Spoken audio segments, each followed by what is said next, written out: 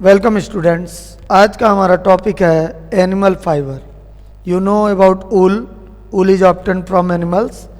Wool is obtained from the body coat of some animals that have fine soft hair close to their skin. This body coat is fine soft hair is called fleece. ठीक है, कई तरह के जानवर हैं जिनसे हमको we get fleece of animals like sheep, goat, animal, camel and yak for making wool fiber and woolen cloths। ये कुछ ऐसे जानवर हैं जिनसे हमको ऊल मिलता है, फ्लिस मिलता है, और उस फ्लिस से हम लोग क्या करते हैं, ऊल प्राप्त करते हैं और ऊल से हम तरह तरह के कपड़े बनाते हैं।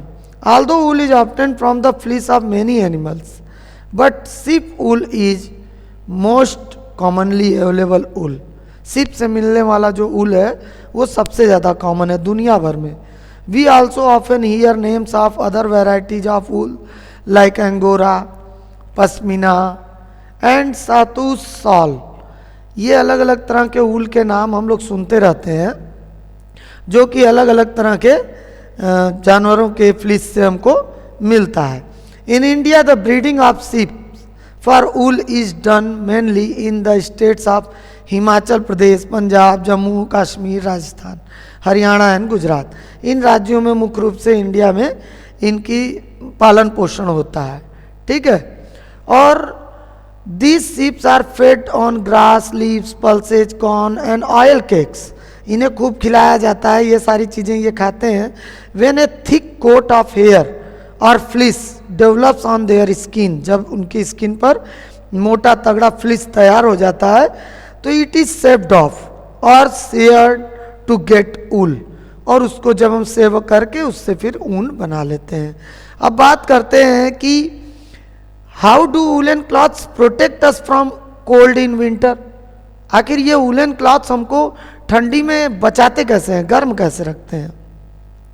It is because wool traps air. ये जो ऊल है ये एयर को ट्रैप कर लेता है। Since air is poor conductor of heat, ठीक, हम जानते हैं air is the poor conductor of heat. तो चूंकि एयर जो है पुअर कंडक्टर ऑफ हीट है, it does not allow our body heat to escape. हमारे बॉडी के हीट को वो बाहर नहीं जाने देती। This keeps our body warm during winter.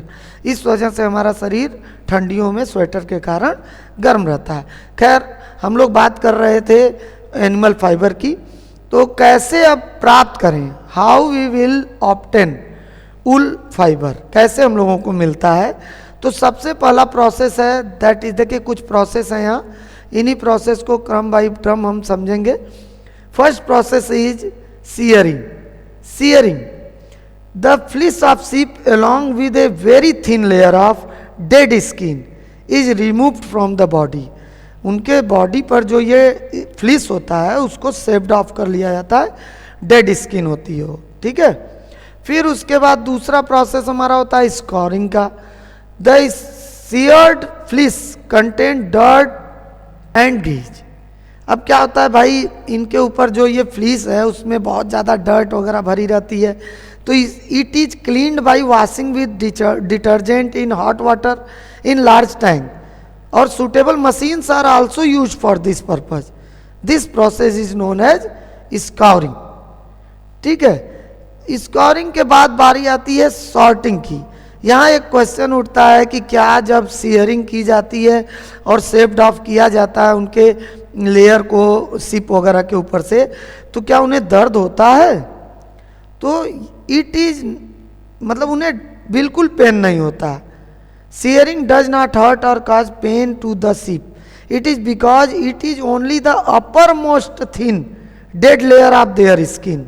उनके स्किन का uppermost layer होता है जो कि डेड स्किन होता है, और उसे सेव्ड करने में किसी तरह का दर्द नहीं होता है। अब जब स्कोरिंग हो गया, वो साफ हो गया फ्लिस डिटर्जेंट वगैरह में, हॉट वाटर में, उसके बाद सॉर्टिंग की जाती है। The process of separating hair of different texture from the fleece. Fleece से निकालना उसको धीरे धीरे धीरे, that is known as sorting. The sorted fibre are scoured again and then dried. और उसके बाद जब अलग अलग कर लेते हैं तो फिर से उनकी धुलाई होती है, साफ किया जाता है, ठीक है। फिर इतना काम करने के बाद अगला प्रोसेस होता है डाइंग, कलर करना। The natural hair of sheep is white, brown और ब्लैक। भाई जो सीप का हेयर है उसका नेचुरल कलर तो वाइट, ब्राउन या ब्लैक ही होता है, तो बाकी कलर के ऊल कैसे बने? तो द रॉ फाइबर्स, जो ये ऊल हमको मिला फ्लिस से, उसको फिर हम लोग ड्राइड इन डिफरेंट कलर्स, उनको हम लोग डाई करते हैं अलग अलग कलर में कन्वर्ट करने के लिए, उससे प्राप्त करने के लिए, ठीक है। नहीं तो केवल अगर नेचुरल कलर की बात करें तो वाइट, ब्राउन और ब्लैक ही रहता, तो अलग अलग कलर देने के लिए उसे डाई किया जाता है। फिर नेक्स्ट प्रोसेस आता है spinning. The raw and dyed fibres are then twisted together, फिर उन्हें ट्विस्ट किया जाता है इन फाइबर्स को, to make threads called yarn. फिर इस तरह से उन्हें ट्विस्ट करके यार्न यानी धागा बनाया जाता है, ऊन बनाया जाता है, ठीक है। द यार, अब देखिए ये सारे प्रोसेस से गुजरने के बाद तब जाके आपको यार्न मिला, ऊल मिला, और उससे फिर यार्न थ्रेड से कुछ बनता है। तो द यार्न थ्रेड्स में भी लॉन्ग और शॉर्ट इन साइज, वो बड़े भी हो सकते हैं, छोटे भी हो सकते हैं धागे। The longer threads are usually knitted to make sweaters, mufflers, caps, gloves, socks etcetera, और the shorter threads are woven to make woolen fibers, fabrics which are used for making coat, trouser, jackets and shawls। इस तरह से animal fibre से हमारे लिए sweater और अन्य चीज़ें बनाई जाती हैं। इसी तरह एक और फाइबर एनिमल फाइबर में आता है silk. Silk is obtained from silk worm which feed on the leaves of mulberry plant. Mulberry plant मतलब सहतूत के पत्ते को खाता है, उसके पेड़ पर रहता है। The rearing of silkworm और obtaining silk is known as sericulture. क्या होता है कि सिल्क वार्म का पालन पोषण करने के प्रोसेस को सेरीकल्चर कहते हैं, ठीक है। तो कैसे obtaining silk from silk moth कैसे प्राप्त करेंगे? तो रियरिंग ऑफ सिल्क वार्म्स, सबसे पहले तो जान लेते हैं क्या है। Silk moth is a large white insect. A female silk moth lays 100 of eggs which are stored at a suitable temperature. These eggs has to produce larvae which are called caterpillar or silkworm। ये पूरा process है जो आपको दिख रहा है इस समय। These larvae are kept in clean box where they feed on fresh mulberry leaves for 25 to 30 days and grow in size. The caterpillar then secretes a liquid। जब ये बड़े हो जाते हैं कैटरपिलर, तो वो क्या करते हैं, यहाँ एक लिक्विड सेक्रेट करते हैं। और लिक्विड सेक्रेट करने के जैसे जैसे लिक्विड सेक्रेट करते जाते हैं, वो लिक्विड एयर के कांटेक्ट में आने पर सॉलिड थ्रेड में बदलने लगती है, और ये थ्रेड प्रोटीन का बना होता है। The caterpillar covers itself completely with these fine fibres. This covering is called as cocoon and the silkworm develops into a silk moth inside the cocoon। Cocoon के अंदर ही वो सिल्क मोथ के रूप में पूरी तरह से डेवलप हो जाता है। तो ये जो कोकून्स हैं, जो लोग पालन पोषण करते हैं, इसका बिजनेस करते हैं सिल्क का, वो इन कोकून्स को कलेक्ट कर लेते हैं, और कलेक्ट करने के बाद फिर इनकी रीलिंग करते हैं। ये देखिए, the cocoons are collected and exposed to steam। The silk fibers then separate out from cocoon। This process is called reeling। इस तरह से उनकी रीलिंग कर ली जाती है।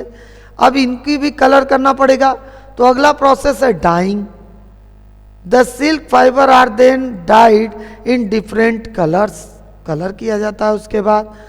और लास्ट प्रोसेस हमारा आता है spinning and weaving. The silk fiber are then spun into threads which are woven into silk cloth। तो अब क्या होता है, सिल्क फाइबर को क्या होता है, थ्रेड के रूप में स्पिन कर लिया जाता है, और फिर उस थ्रेड से सिल्क क्लॉथ्स क्या किए जाते हैं, बुने जाते हैं, ओवन किए जाते हैं, ठीक है। ऐसे तो चाइना की बात करें तो China rank first in the world in silk production, समझे, सबसे ज़्यादा